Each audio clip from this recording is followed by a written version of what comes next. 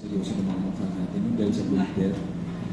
Anyway, to our dynamic and very proactive department head, the chairman of the Department of Internal Medicine behind the success of this event, Dr. Aniza Bala Muhammad.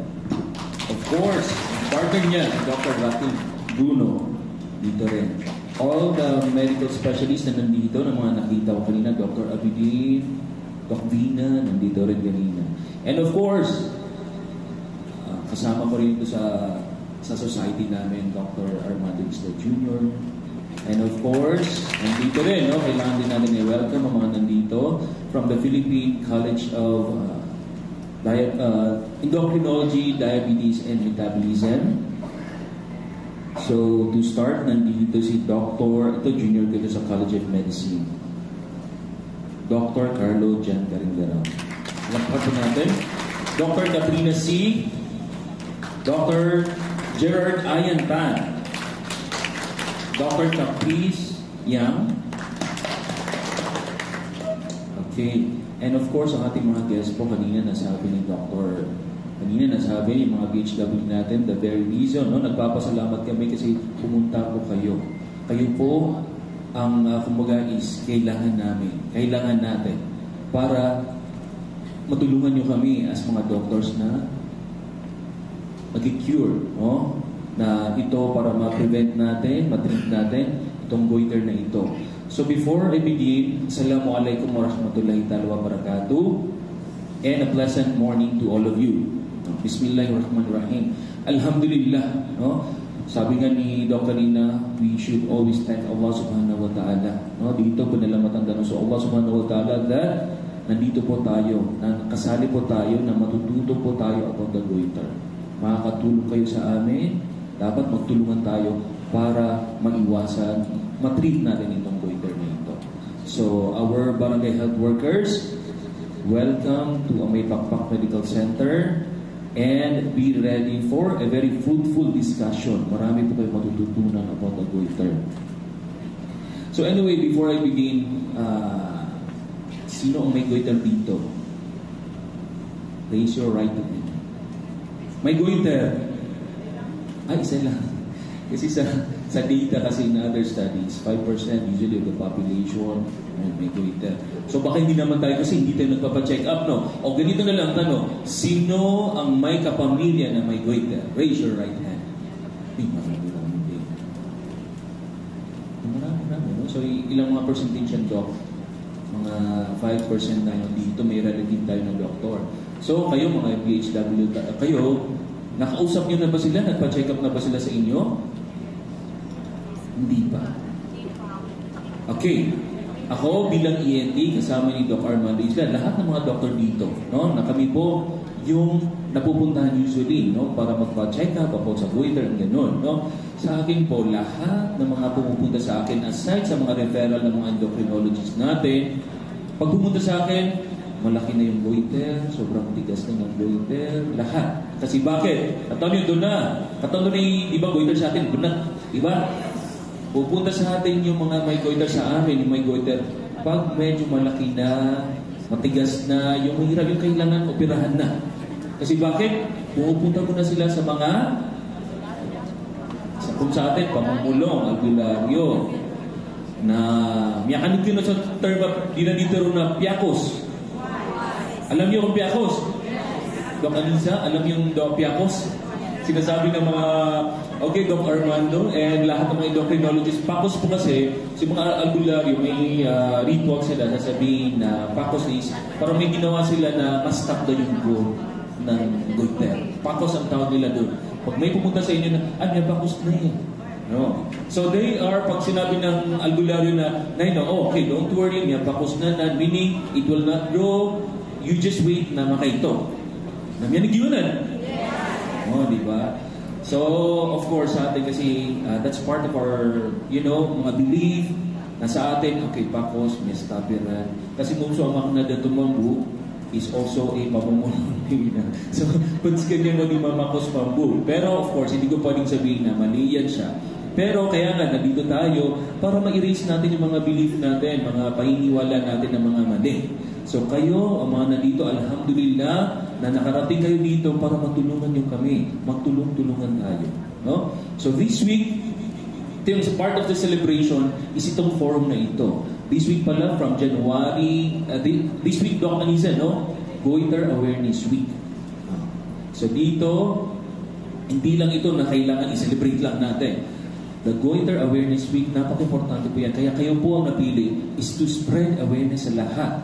Sa inyo mismo matutunan to improve your knowledge about itong goiter na ito. Kasi kayo, sabi nga ni Doc, nandun kayo sa, kayo yung first na nakaka-encounter ng mga pasyente namin. No? So, pag may alam tayo about goiter, mas madali. No? Hindi naman na kailangan kayo mag-treat. Giving them the education. Kano yung pag-educate kiran about the goiter at ito ni Mas Mapia. No? Kaya napakaganda ng ating theme ngayon. Goiter, agapan, goiter, ano yun? Agapan, and then wag pabayaan. Wag pabayaan. Oh, ano ibig sabihin niyan sa Maranao? Wag yung agapan. Diba? It's more of preventive. Kailangan mga pasyente natin, turuan natin sila, no, na dapat magpa-check up, lalo na yung mga may family history. Dito sa atin, alam niyo ba, ang pinaka most common cause ng goiter ay sa atin, no, yung endemic, no, pagkulang ng iodine. Dito, nandito tayo, elevated tayo. So, marami dito sa Lanao del Sur in general na may goiter. Okay? So, kailangan, lalo na yung mga may relative, kasi sabi nga natin, kayo may first encounter sa mga pasyente dito, sa barangay, no?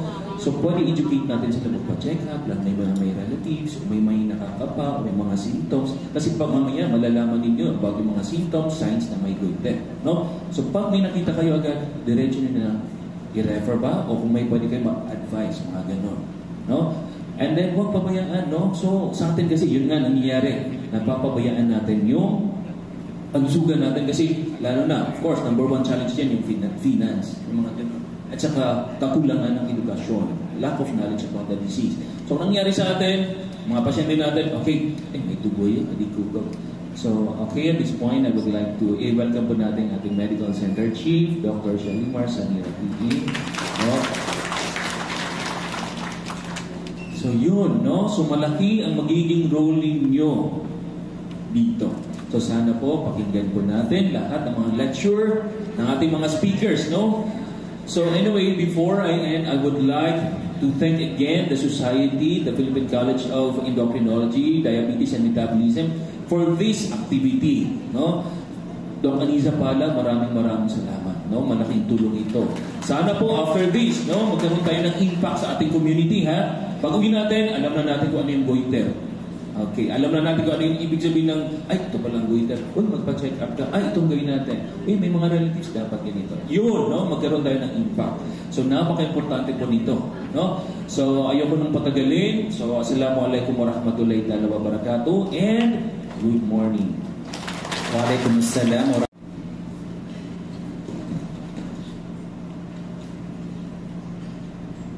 Hello. Assalamualaikum warahmatullahi ta'ala wabarakatuh.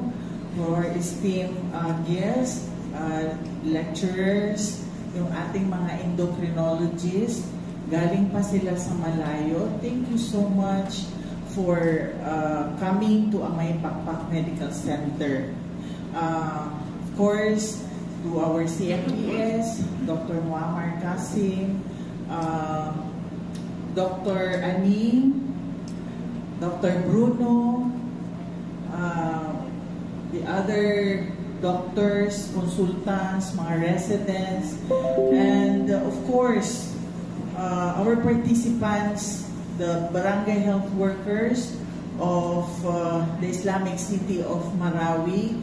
Thank you for joining us this morning. No? This is this is something new for the hospital na mag-imbita kami ng mga barangay health worker.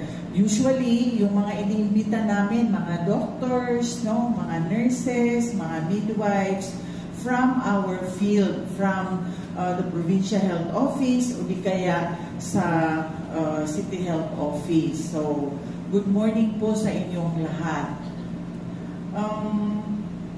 before I came to Amay Pakpak Medical Center 6 years ago, I was a Provincial Health Officer 1 ng Lanao del Sur. And I closely work with the City Health Office kasi yung trabaho namin, the nature of our job is more of the public health.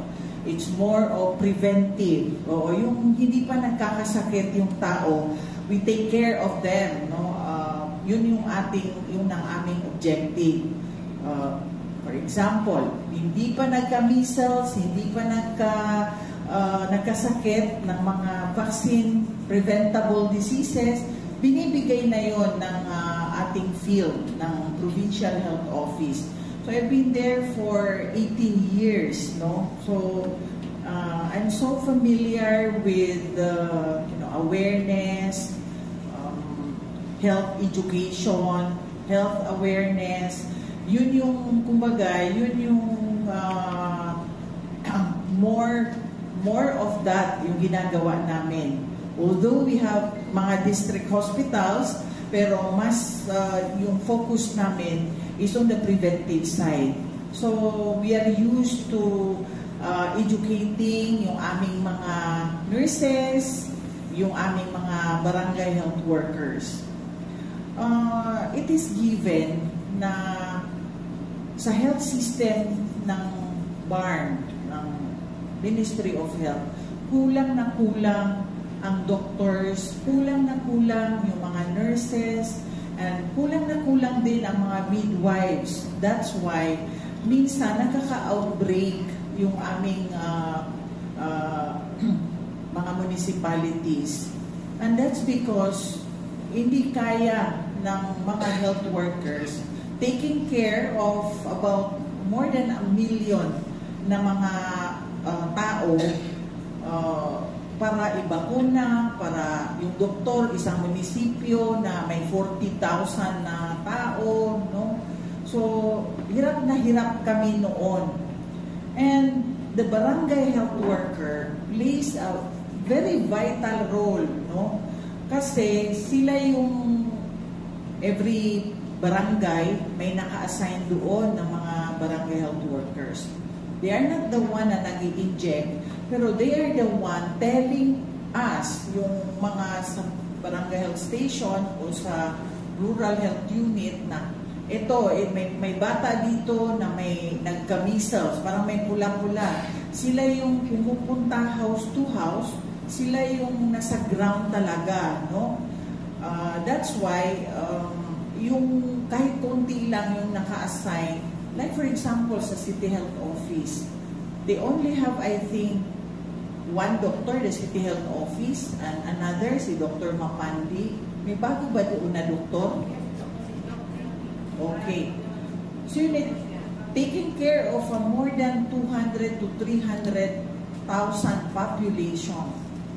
Tapos, 2-3 lang yung doktor. The ratio is 1 is to 20,000. Dapat 20,000 na population, may isang doktor. But what's happening, no? Sa isang city, like the Marawi City, 2-3 lang. So, hindi talaga kaya. Then you ask them about how many yung mga nurses nila. Very, very scarce din. Pati yung mga, pati yung mga midwives nila. That's why they need so much the help of the BHW. And in my experience, yung mga BHW, tinrain, ang kulang na lang, itrain namin sila para magbakuna, no? Although, hindi pwede yun kasi hindi naman nila pinag-aralan. But they were bombarded with knowledge, no? Kung paano sasabihin sa mga community na ganito ka-importante ang magbakuna. Sila yung guide, sila yung nagtuturo doon sa midwife na ito, merong missed child, hindi siya nabakunahan.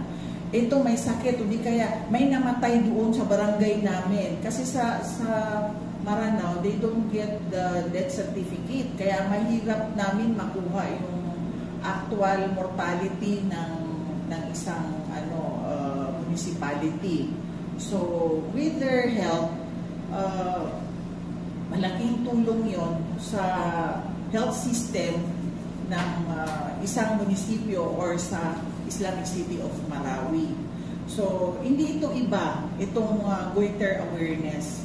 We know that many of our constituents have mga thyroid issues, no? Sa family ko lang, ang dami kong alam. I don't know, maybe because nasa highland tayo, we are not, hindi tayo sa seaside, no? Kasi nasa mountain tayo, elevated tayo. I don't know exactly what might cause the maraming cases of thyroid. No? So, this is a very good opportunity for the PHWs to share, no, yung knowledge na makukuha ninyo dito. No less than mga endocrinologists ang pumunta dito so that they can share with us yung ano ba yung goiter, no? And you can hold yung mga barangay nyo, pwede ninyong i-share sa kanila ano yung matututunan nyo dito ngayon, no? So, maximize natin yung learnings natin, makinig tayo dun sa ating mga lecturer because they are the experts. Hindi lang mga ordinary na doctors, hindi kaya IM doctor, internal medicine ang nandito para mag-lecture sa inyo, no? And we are hoping na kami dito sa Amay Pakpak Medical Center ay makatulong kami sa mga awareness ninyo sa field. Because hindi namin yun hindi yun yung mandate namin na pumunta sa mga community and then magle-lecture kami doon. We are a training hospital. We are a level 3 hospital. Oo. Wala yun sa namin, trabaho namin. But then, we saw the need na mga ganito ay nangyayari paminsan-minsan because if we can increase the awareness dun sa baba, then maybe sa yung prevention niya, mangyayari yun, no? Para konti na lang yung magkakasakit ng goiter, tapos konti na lang yung iti-treat namin dito sa hospital. So, minsan pag marami kaming na-admit na mga measles, mga chickenpox, o di kaya mga diphtheria, naisip talaga namin na itong sa field, hindi nagbakuna ng maayos, no? Kasi bakit nagka-outbreak? Oo, so malo kami di makapandit.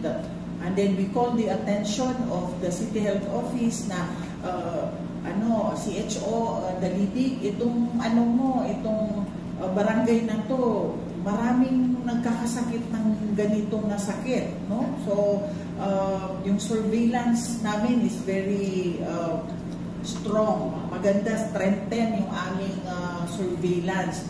And the surveillance is not only for mga infectious diseases na pati na rin sa ibang mga diseases, no? So we call the attention kasi nagre-report kami na ito, tingnan ninyo to, baka kasi lahat ng pumunta dito tatanungin, walang bakuna. Tapos tatanungin, minsan ang sagot ay kasi natatakot kami. Minsan naman ang sagot nila kasi walang doktor o walang nurse doon sa BHS o sa RHU. So nabubuking minsan yung mga health workers natin, no? So sorry na lang sa kanila, but the law mandates us, inisubur kami whatever ang mga data na we have to share so that nalalaman kaagad natin. So itong goiter na to hindi kakaiba sa mga ibang mga surveillance na ginagawa. So binibigyan namin ng mga data yung Provincial Health Office, yung City Health Office, para makita nila yung maraming nagpapacheck up dito. Di kaya maraming mortality. So we give them the top 10 mortality, cost of admission, at saka mga taga saan sila. So we share them the sharing of data because sa panarima amin na if we share the data, we can improve the health system of the province and the city of Marawi. So, ngayon, we are very happy na pinili tayo ng mga friends natin, mga friends ni Doc Aning at si Doc Bruno, mga colleagues nila, na dito sila mag-spend ng isang lay forum lecture para sa ating mga BHW. May connect tayo. Baka sabihin nyo na, bakit kami makikinig? Hindi naman kami doktor. Oo. These are awareness, no? Yung mga ibibigay sa inyo na mga makakatulong yun sa mga knowledge na pwede nyo i-share doon sa community, in layman, no? And makikinabang ang Kamay Pakpak Medical Center sa mga ganitong mga awareness kasi pag abot natin doon sa community, anong matutunan natin dito, then maybe ang gagawin nila ay i-implement nila or gagawin nila yung mga tinuro dito kung paano ma-avoid yung goiter, paano natin ma-diagnose. So magiging doktor din kayo ng konti na parang malaki yung mo, hindi kaya bakit parang yung high blood ka.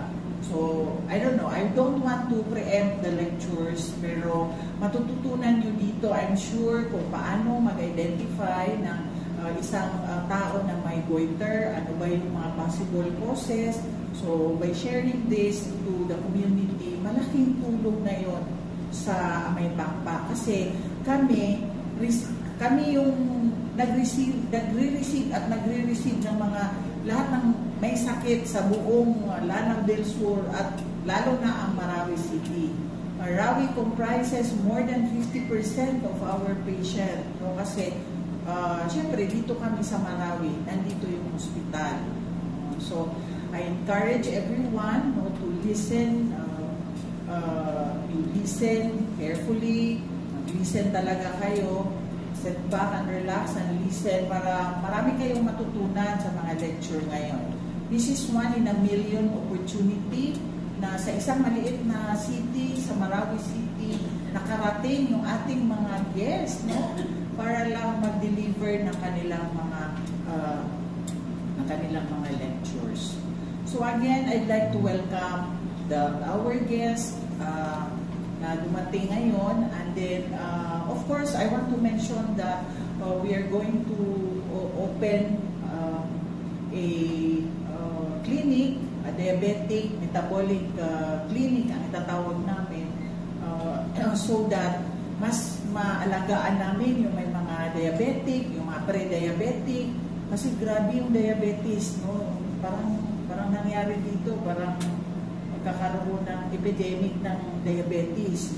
So, I hope they will touch on the diabetes side, no? Kasi talagang ang dami-dami na may diabetes sa Marawi City. Maybe with the diet, with the lifestyle, ating community. So, again, welcome to all our BHWs.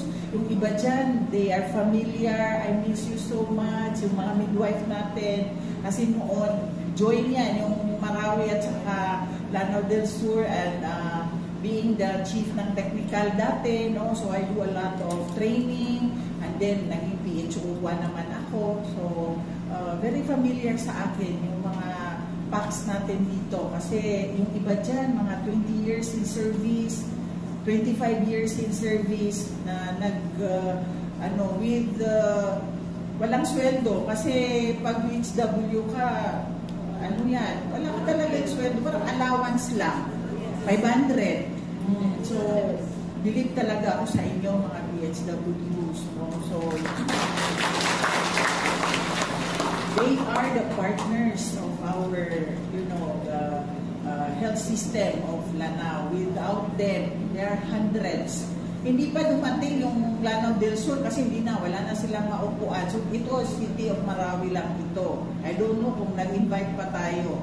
Kasi maliit yung ating area, so ito lang ang kaya natin. So, congratulations sa mga BHW natin and thank you so much for spending. Today is holiday pero nandito kayo. Kahapon tinawagan ko talaga si Doc Dalidi. Doc, saan baka mag-holiday yung mga BHW mo? Ay, sabi niya, walang mga holiday yan. They're so committed. So, nandito sila. Palakakan natin sila. Okay, so, thank you so much. Assalamualaikum warahmatullahi ta'ala wabarakatuh. Waalaikumsalam warahmatullahi wabarakatuh. Thank you. Bilang, no? And then 1 out of 20, so 5% ang may abnormal na thyroid function test.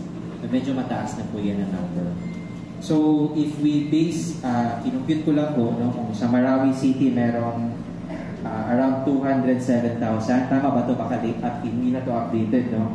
Kung 207,000 yung population ng Marawi City, so ibig sabihin at least may mga 18,000 na may goiter. Of course, mas mataas pa siguro yung actual numbers. Kaya, we really need everyone's help, especially dun sa community, no? So, pinili po namin yung mga BHW as target since, of course, since kayo yung frontliner, mas marami kaming ma-reach, no? Kaysa yung maghanap kami ng grupo ng pasyente. So, at least kayo on a regular basis, nakaharap po yung mga pasyente sa kanyang mga barangay. So, I hope magamit niyo yung information na maibahagi sa ng ating mga eksperto ngayon na magiging gabay. Tunay function yan. So, this will be delivered by our doctor surgeon from Iligan City, who's also the past president of Otorhinolaryngology, Head and Neck Surgery, North Mindanao Chapter, Dr. Armando Isla Jr. A round of applause. Magandang umaga po. Ako si Dr. Armando Isla Jr., isang otolaryngologist, head and neck surgeon, katulad ni Dr. Rafi. Kami po ay specialista sa ears, nose, at throat, at nag-opera din kami ng mga bukol sa leeg, gaya ng thyroid gland. Ang layunin natin ngayong umaga ay upang maunawaan ang anatomy ng thyroid at upang matuto tungkol sa pag-examine ng thyroid gland. Saan ba ang thyroid gland? Maaaring nyo ituro? Dito? Diba? Nakaturo dito? Tignan natin mamaya kung saan ba yung tamang location ng thyroid gland. So, ang thyroid gland ay isang endocrine organ na ang hugis ay tulad ng butterfly. No? Bakit butterfly? Kasi meron siyang right lobe, meron siyang left lobe na nakakonekta sa gitna. Ang tawag doon ay ang thyroid isthmus. No? Makikita din natin yung struktura na yan yung tinatawag na windpipe o trachea. Diyan nakadikit yung isthmus ng thyroid gland. At sa ibabaw niya, meron ding mga struktura na babanggitin natin mamaya. Ang pinapakita dito yung mga ugat na nakadikit sa likod ng thyroid gland. Ito yung mga laryngeal nerves. Sino dito ang nakakita na ng pasyente na naoperahan dati, noong unang panahon? So, first hormone po is yung TSH or your thyroid stimulating hormone. So, ano po yung TSH? Ito po yung nasasabi sa thyroid kung kailan po gagawa yung thyroid ng thyroid hormone, which is the T3 and the T4. So, here, nakikita niyo po na from the brain po or sa ulo, may gland po dyan na nagpo-produce po ng TSH. So, TSH. So, yung TSH naman po, from the brain, it moves po down, going to the thyroid gland. At ito po yung stimulate ng thyroid to produce your T3 and T4. And ito po yung thyroid hormones po, yung bumababa po sa buong katawan at gumagawa po ng effect po nila. So, isa-isahin natin po siya, madami pong effects ng thyroid hormones. at it goes through the entire body. So meron po sa brain, sa skeleton, skeletal muscle, adipose tissue, sa liver, sa heart and circulation, at sa pancreas. So buong katawan po talaga pumupunta yung T3 and T4. Sa periodic table iodine, nakikita natin siya kadalasan sa seafoods. So dito tayo sa Marawi, medyo malayo tayo sa dagat, so medyo mahirap yung source, di ba? So isang madaling source naman is yung iodized salt, di ba? So kasi meron bang salt iodization na law dati, kaya naging mas better na yung output natin or yung programs natin for the thyroid. Now, yung thyroid nodule, nade-develop siya. So, pag may na-develop na thyroid nodule, kailangan natin silang i-evaluate. Now, as doctors, as endocrinologists, nakikita na natin, or kahit siguro kayo, natatanong nyo, tinatanong kayo ng mga pasyente, ano ba yung kadalasan na gamot na binibigay para mawala ang thyroid nodule? So, what usually yung para ma-dissolve ang thyroid nodule? So, meron po yung dalawang types of nodules. Sabi kanina ni Dr. Islam, may solid at may cystic. No?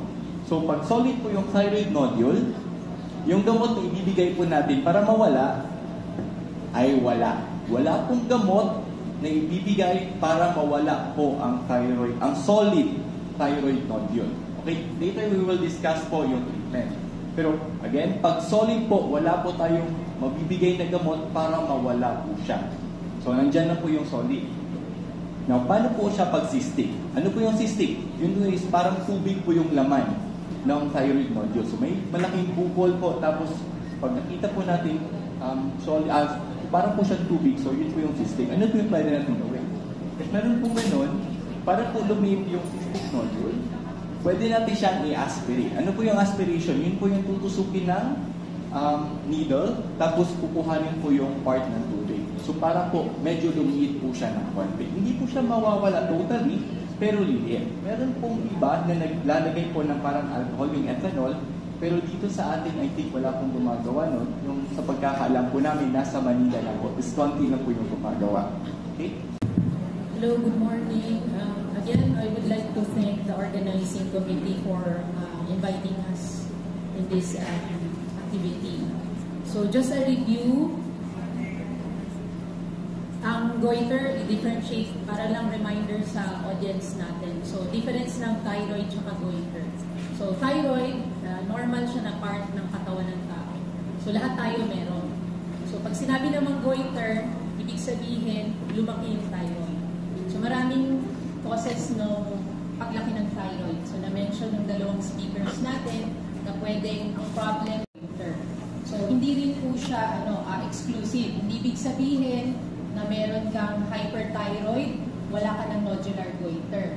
So may mga masaswerte na dalawa meron sila. May hyperthyroid na, may nodular goiter ka. So hindi siya exclusive. Tapos, gusto lang natin i-remind na yung naririnig nyo rin na common toxic goiter, so yun yung hyperthyroid na lumaki yung thyroid. So kaya nakikita na gano'n yung goiter. Okay?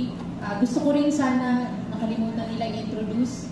Kung nakikita nyo yung nasa harapan na standee, si Captain Thyro. So, ginawa yan ng Thyroid Council ng Philippine College of Endocrinology, Diabetes and Metabolism to raise awareness. Kasi nga, maraming thyroid problems sa atin sa Philippines. Actually, sabi mild lang, mild iodine deficiency sa atin as a whole sa Philippines.